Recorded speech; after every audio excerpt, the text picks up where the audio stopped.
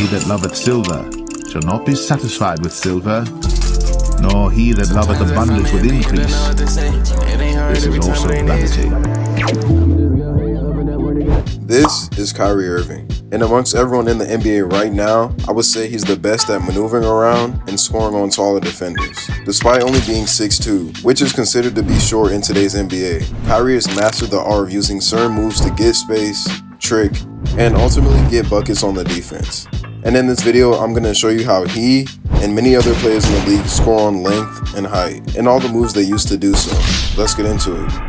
Here's Young, sizes up, gives it around him, shoots, and First, we're going to get into finishes around the rim.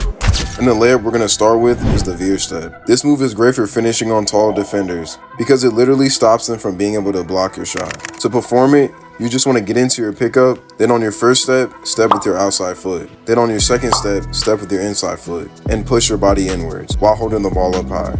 So you want to go pick up, inside, push, keep the ball high, and finish. Altogether, it'll look something like this.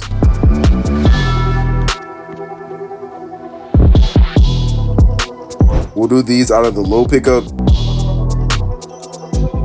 and high pickup. And we got 7 of these on each side of the rim. The next layup we got is that extendo finish. This will help you keep the ball away from lengthy defenders and still be able to get into your finish. And for this to work, you want to make sure you're getting into the air and trying to finish before your defender jumps. To do this, you just want to jump in the air and then extend your arm out as far as you can, and then just finish. We'll do 7 of these on each side as well.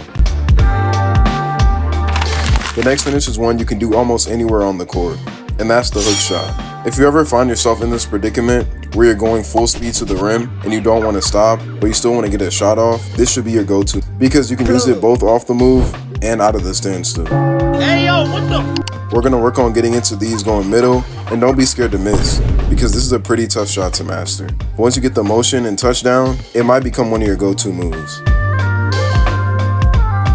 The next finish is one you want to be able to do from all angles and with both hands on each side of the rim. The up and under is a good move used by basically everyone, and it's good for getting taller players to jump and be stuck in the air.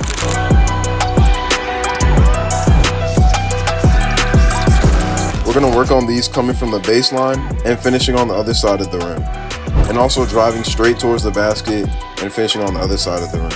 When you do these, I really want you to focus on trying to lay it up the first time and then switching last minute and scooping on the other side. Now we're going to add some physicality and work on some contact finishes. And this is just something you need to be able to do against taller defenders. And sometimes you want to bump it before you even jump into your lay. And this will leave you with the easy bucket. You want to work on these whenever you play games against live defense.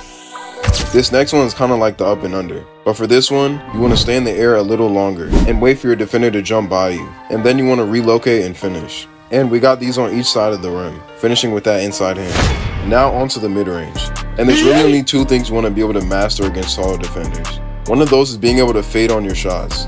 This will give you space between you and your defender, and you'll actually be able to get your shot off on them no matter how close they are to you. You'll see players like KD and Kyrie do this perfectly. We'll get into these pull-ups using 2 to 3 dribbles, and we're going to work on them from the top of the key and both wings. The next thing you need to master is creating separation, and there's a lot of ways you can do this, but today we're going to focus on 3. Number 1 is the push-out dribble. This is where you, just like the name, push the ball out into space, away from your defender, and get into your shot. This is one of my favorite last resort moves to get space, because as long as you still have a live dribble, you can always use it.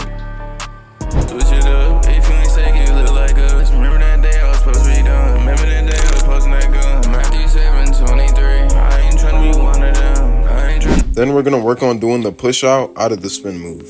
Once you do the spin move, focus on pushing the ball out as far as you can, and then get into that inside-outside footwork. Number 2 is the side step, specifically the pound side step. This is the move we see Damian Lillard use a ton.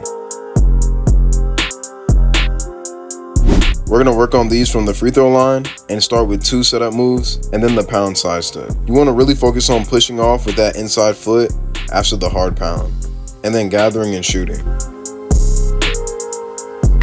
The last separation move is going to be going downhill, taking your defender with you, and then once you see them starting to take advantage in front of you, you want to hit a quick step back. Their momentum will take them forwards towards the basket while you push backwards and into your shot.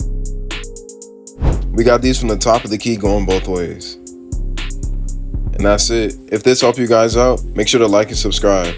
I'll catch you on the next one. Peace. The sleep of a laboring man is sweet, whether he eat little or much.